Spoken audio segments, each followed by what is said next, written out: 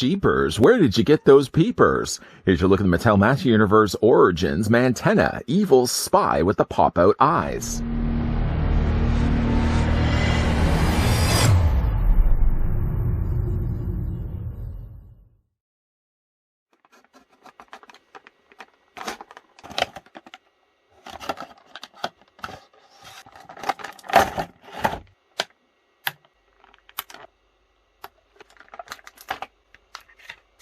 The loyal spy for Hordak uses his protruding eyes to fire electrical blasts at his enemies. Okay, just a quick vote. Who thinks Mantenna is the best figure from this wave?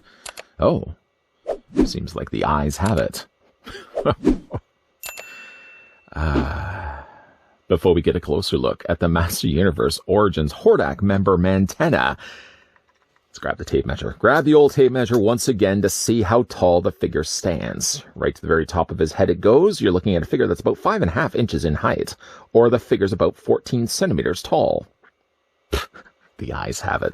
For figure comparisons, first we'll start with the figures from this wave. Here's what Mantenna looks like next to 2000X He-Man. I would actually say that He-Man, for me at least, is the worst figure from this wave. Not worse in the sense that I would just pass, well, I guess I would have suggested passing on him altogether.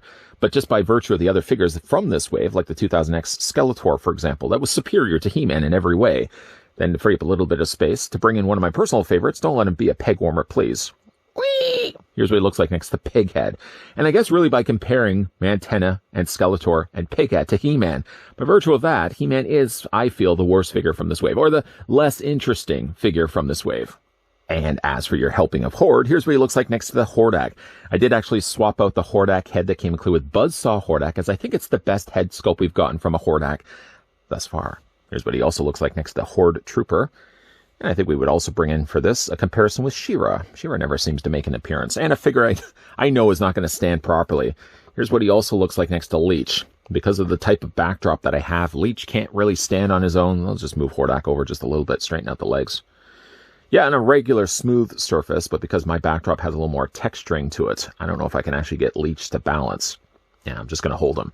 With his legs straight like this, Leech is actually the closest in scale and size, I think, to Mantenna. Although I think maybe the Horde Trooper doesn't do that bad of a job either. On to accessories that come included with Mantenna, the first of which we'll look at is the mini comic.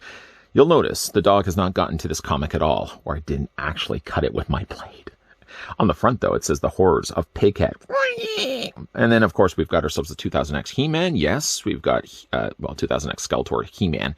Nowhere featured here on the front is Mantenna, which is kind of strange because Mantenna is one of the characters from this wave. Don't believe me. It's actually on the back. Don't believe me by the fact we're actually looking at it right now.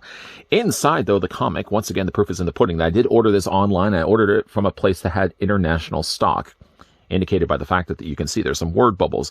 You can see exactly what's going on and that He-Man is saved by the power of Grayskull. Although, with the lightning hitting his sword, you probably already knew that by now anyways.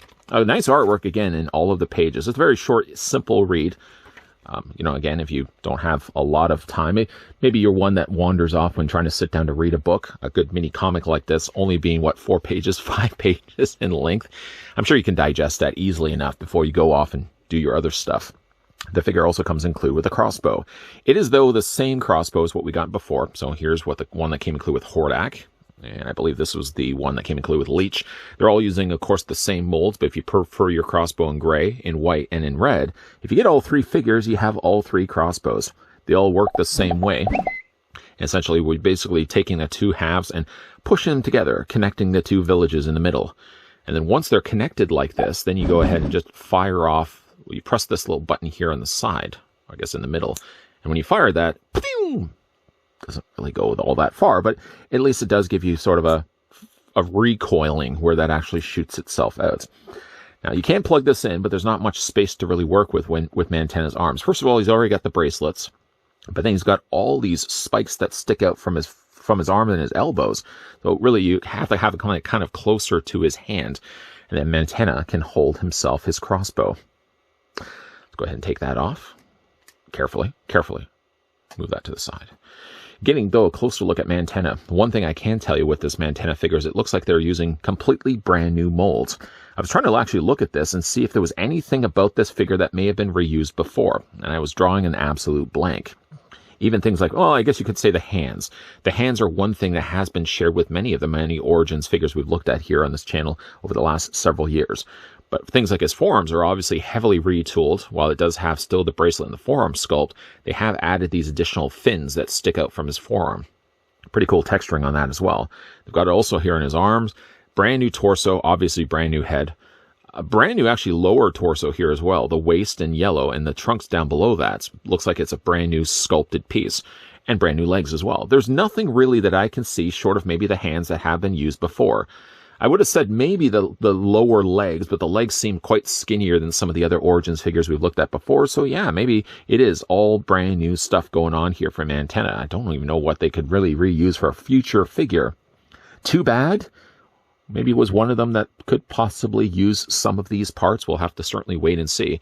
But the feature, though, the gimmick of Mantenna, if you already had not known before, is if you press the button on the back here, it actually protrudes. Why was I having such a tough time getting that P word out? But you press the button here on the back. You're actually not even pressing it down as you're pressing it. Well, you're not pressing it in as much as you're pressing it down. You're hitting essentially like a light switch on the wall. When you press it down, it actually springs the eyes out. Now, they only continue to hold out like this, providing you've got the light switch down. The moment you let the light switch go, it pops the eyes back into the sockets. Boing! I don't know why I was making the sound of a whistle ring. But it's a pretty neat gimmick. It's simple enough. It does exactly what it needs to do. And you can continue to do this until your parents finally say, stop, come for dinner. What's rather interesting about the face, though, is it reminds me of a Transformer. Obviously, this would have been based on the original vintage Mantenna. But this does kind of remind me of, what was that crab from Beast Wars? Of course, I'm now drawing a blank. Like, you would think I would have had this all prepared. Somebody, I'm sure, will let me know down below. Or maybe by final looks, I'll come up with the name of that character. The head sculpt, though, is really cool and classic. I like the bright colors that they would have used here. It looks sort of like cherry taffy. He's got sort of these fishtails on either side of his face. Big, blood, veiny eyes there on his eyeballs. And again, a cool-looking head sculpt. Didn't want to get super close in there, but a very neat-looking figure. He has also the same red that is in his face, although you can see it's much shinier in his face, the plastic that they use for the more matter finish that they used actually for his body. The blues I really like on this figure. It looks close to Webstore, although I think Webstore's a little bit more bluer in color, but I do really like the darker blue that they went with here. The colors are bright, as you can see. Both the red is on the front as well as the back of the figure, with a ton of different cool details and sculpt work added to the back of the body. Everywhere you look on this figure, there's a lot of cool features to be happening here. Now, when it comes to certainly the popping out of the pieces, the thing about Mantenna, though, is that you're going to be swapping out parts. Like, you could take his arms off, for example. You could take, obviously, his head. His head simply just on ball joint. And then you can take off the lower boots. I don't think you can actually pop the legs out by the nature of the way they've designed them, the way they've socketed them inside. That's a really awkward shot, isn't it? But yeah, I don't think you can actually take the thighs off, but why would you really want to anyways? Would you really want to be using these legs? One thing that's good, at least about the legs, unlike the classic figure, is that there's actually articulation in each of the individual knees and each of the individual feet as well.